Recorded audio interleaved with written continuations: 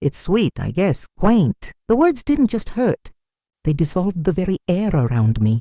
They came from my granddaughter's mouth, and in that instant, surrounded by the noise of what was supposed to be a celebration, I didn't just feel unseen. I felt like a museum piece, dusted off for a moment only to be deemed irrelevant. Let me pose a question to you. What happens when the person you've anchored your entire world to decides you're merely an anchor, something to be cut loose? What if you quietly set your own hopes aside to nurture theirs, only to have them dismiss it all as a sentimental trifle? I accepted silence for decades, but the day I uncovered the real truth, my entire universe shifted on its axis. This is the story of how I stopped being a background character in someone else's narrative and became the author of my own. My name is Eleanor Vance. I'm 72, a widow, a gardener, a woman who finally learned to tend to her own soil. My life was never about fanfare, and for the longest time, I believed that was my purpose. I made my home in a little blue house in Cedar Brook, where the only constant sound was the gentle persuasion of the river. My world was my garden, my roses, and the memories of the people I cherished, especially Chloe. Chloe is my granddaughter. In every way that counted, I was her mother. My daughter, Sarah, was just a girl herself when she had Chloe, lost in the whirlwind of survival. So Chloe's childhood was sketched here, within these walls. Smudges of flour on the countertop, hopscotch grids on the garden path, the two of us searching for lucky clovers in the grass. She had a special name for me, Mimi. It was ours alone. In those early years, I was her sun and her moon. Life, of course, has its own editing process. She grew. The volume of her world turned up. Glowing screens replaced our shared storybooks. Her life became a current that pulled her farther from my shore.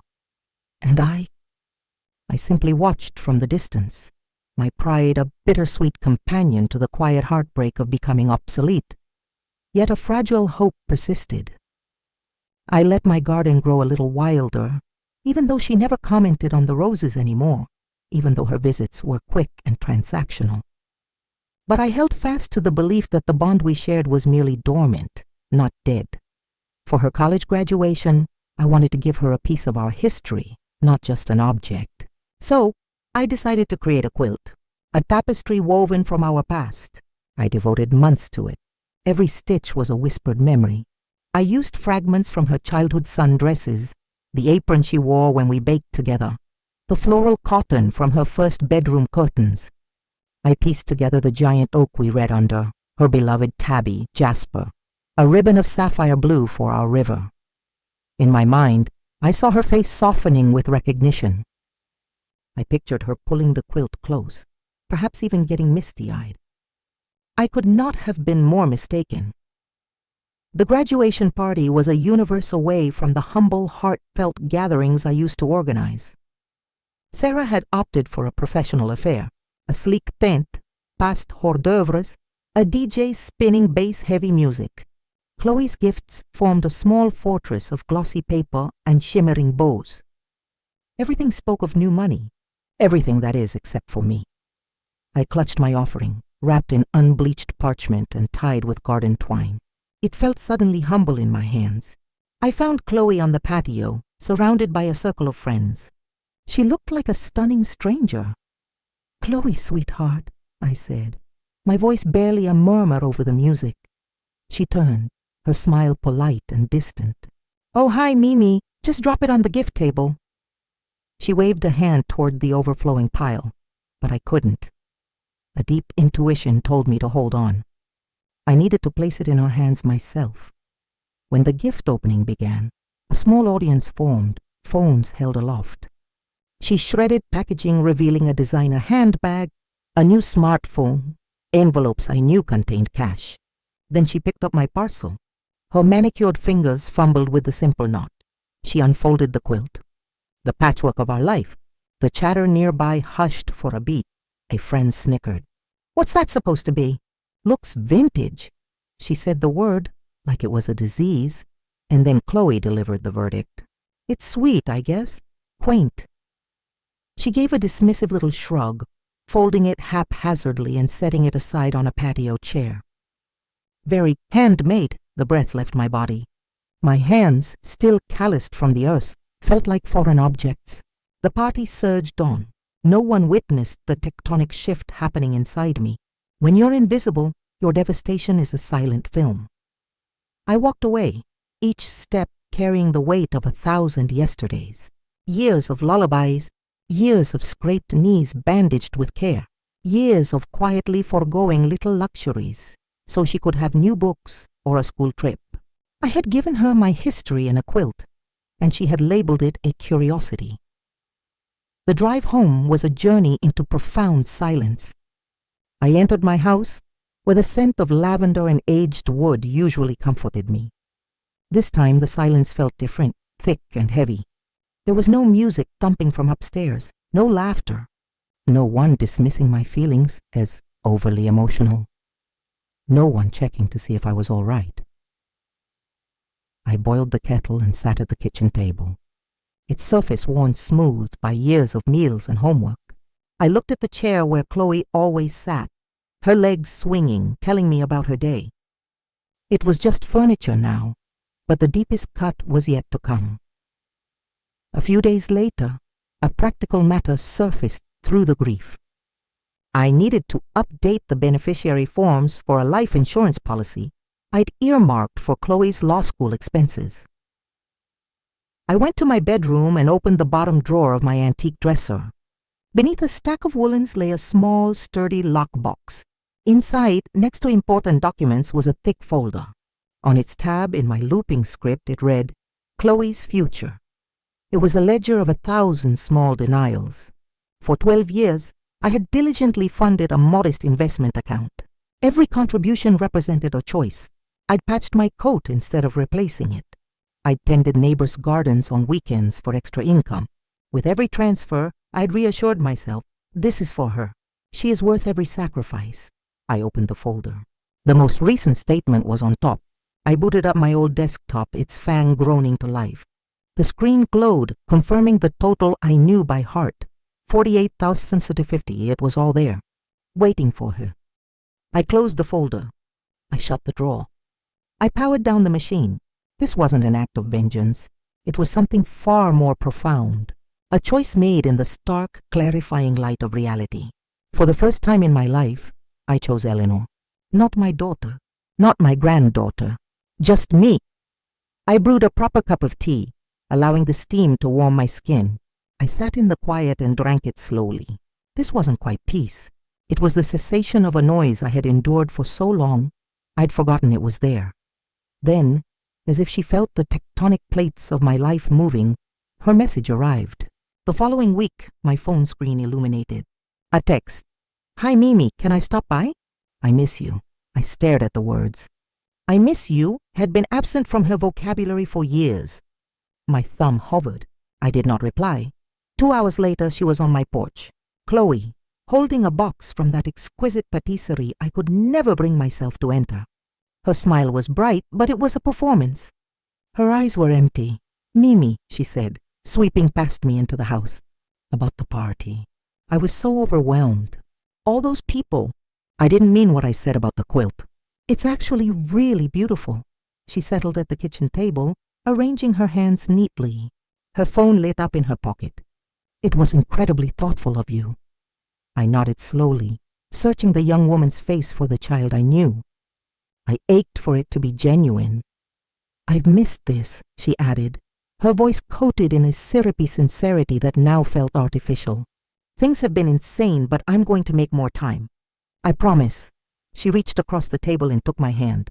Her skin was cool. So about law school. The student loans are terrifying. I was wondering if you might be able to help. In any way, my hopeful heart plummeted. The apology had a price tag, but I offered a chance, to her or perhaps to myself. I'll think about it, Chloe, I said, my voice gentle. But I'm glad you're here. Her smile widened into the radiant, unforgettable one from when she was 7, presenting me with a crayoned masterpiece. We ate the pastries. She stayed for supper. She washed the dishes and asked about my rose bushes, even mentioning Jasper and the old oak tree. My wounded heart dared to believe. Maybe I had misjudged. Maybe she was just young. Maybe I was deceiving myself. Because sometimes the beautiful lie that feels like love is easier to stomach than the ugly truth that tastes like betrayal. The truth arrived on a Tuesday afternoon, the kind of day that feels suspended in gray. Chloe came over, saying she needed to print housing forms for her new apartment near campus. She left her laptop open on the sofa while she went to the kitchen for water. A notification flashed on the screen. A messaging app I didn't know. The chat header read, Chloe and Bree. A cold trickle of premonition ran down my spine. My better judgment told me to turn away. But a deeper, more primal instinct, the instinct of a woman who has been taken for a fool, commanded me to look. The last message on the screen felt like a physical blow. Don't worry. The grandma act is working. Layered it on thick with the I miss our bond stuff. She's so pathetically eager for it. My hands trembled. Another message materialized right before my eyes, cold and brutal. Just need to confirm the money. Almost there. She's clueless. The floor seemed to tilt. I stumbled to an armchair and sat down, the laptop a block of ice on my lap. Her voice, her apologies, every I miss you Mimi echoed in my mind, each one now sounding hollow and rehearsed. A performance for a payday. A deep cold seeped into my bones as if my blood had frozen. How had I been so blind? I reread the words. The casual cruelty nestled between emojis. This wasn't my Chloe. That girl was long gone. I sat in the growing darkness, allowing the crushing weight of the deception to settle. This wasn't mere disappointment. It was a calculated, targeted betrayal. That night I went to the cedar chest. I lifted the lid, and the scent of memory filled the room. I pulled out the graduation quilt. I spread it across my lap, the colorful squares telling our story. And for the first time, I didn't see my inadequacy in the stitches. I saw my resilience. A quiet, fierce anger began to burn, melting the ice inside. Not a raging fire, but a forge. It honed my vision. It showed me the woman I had been and the woman I was determined to become. In the early hours of the morning, I got up. I laid the quilt out on the floor, capturing it in the soft morning light with my simple camera. Then I did something I'd never dared. I created a profile on a popular online artisanal marketplace. I uploaded the photograph. In the description box, I wrote, "This was called Quaint by someone I loved deeply, but it is stitched with the fabric of our shared life. Each patch is a moment, every thread a heartbeat. It may not be valuable to some, but it was my entire world." I clicked publish. I expected nothing. Perhaps a stray comment. This was not for acclaim. It was for me. It was my truth, finally spoken in the language I knew best. I slept more deeply than I had in years. By morning, my phone was alive with vibrations, notifications, comments, shares. I rubbed the sleep from my eyes. The image of my quilt had ignited. I opened the app, my pulse quickening. The responses stole my breath. This isn't a quilt. It's a soul made visible.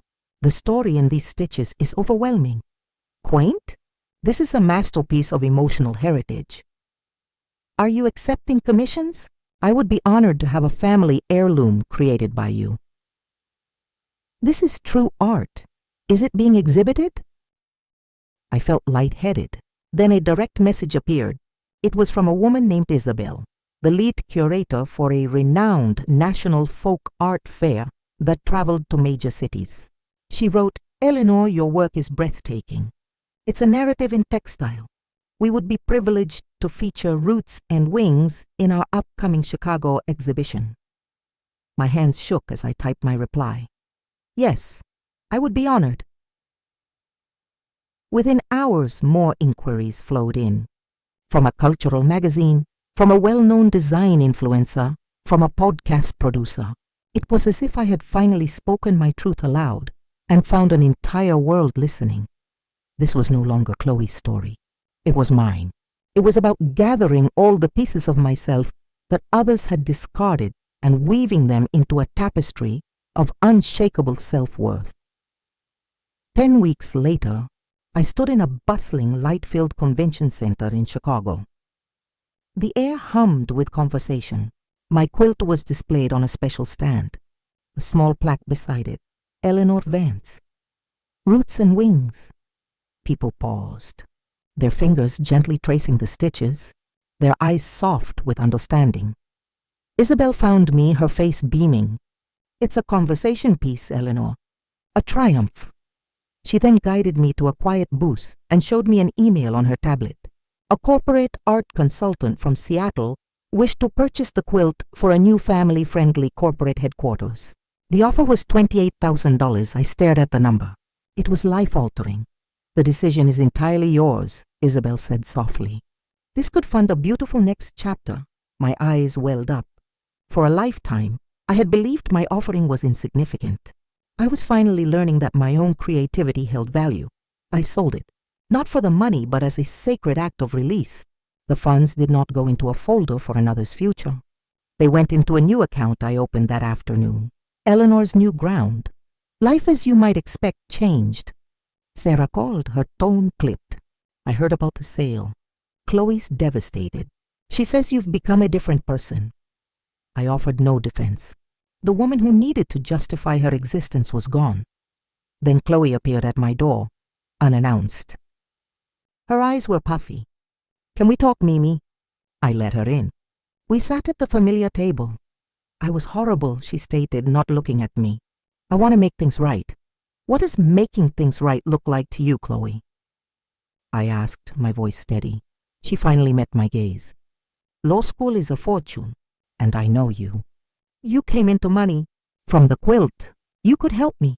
We could go back to how we were." There it was, the unvarnished truth. The apology was merely a transaction. I stood. Her face was a mask of expectation and nascent fury. "No," I said, and my voice was clear and strong. "That money's already spent. It's invested in my life, Chloe. In my art." The expectation shattered, replaced by sheer indignation. "You're choosing a quilt over your own family." "No," I replied, my tone even quieter yet firmer. "I am finally choosing myself. It's a choice I should have made long ago." She left without a goodbye. I watched her car disappear down the lane, and I felt a profound and absolute stillness. No pull of guilt, no ache of loss, just peace. Days later, Sarah arrived, angry and accusatory. "How can you be so selfish? She's just a kid. You're destroying this family over a piece of fabric." I let the storm pass. When she was spent, I went to the dresser, retrieved the folder labeled Chloe's Future, and laid it on the table between us. "I built this over 12 years, I said, with every silent sacrifice I could manage. Love wasn't meant to be a bargaining chip." She revealed she sees it as one. She is an adult who chose manipulation. If her dreams have merit, she will learn to build them herself. Sarah looked at the folder, her anger dissolving into stunned silence. "She never knew. I taught you better than this," I said, not with malice but with sorrow. "Somehow you both learned to see love as a resource to be mined, not a garden to be tended." She left quietly. The silence in my house was no longer empty. It was filled with my own purpose. I quilt now with a freedom that feels like flying. My new work is vibrant and bold. I traveled to Chicago for the fair. I met artists from all walks of life. My world, once confined to a postage stamp of land, has expanded to encompass horizons I never dreamed I'd see. Months later, a letter arrived from Chloe. It was brief. "Mimi, I can't take back what I did. I understand what I've lost now. I am sorry." I read it once, folded it neatly, and placed it inside the now obsolete Chloe's Future folder. The money was gone, and with it the burden. Her apology was hers to give. My wholeness was no longer conditional upon receiving it. I am Eleanor Vance, gardener, artist, a woman who learned to bloom in her own season. The world tried to diminish my love, to call it quaint, but they were mistaken. My love was never small. It was simply waiting for the right conditions to root, to grow, to flourish. A single quiet choice can resonate more powerfully than a lifetime of putting others first.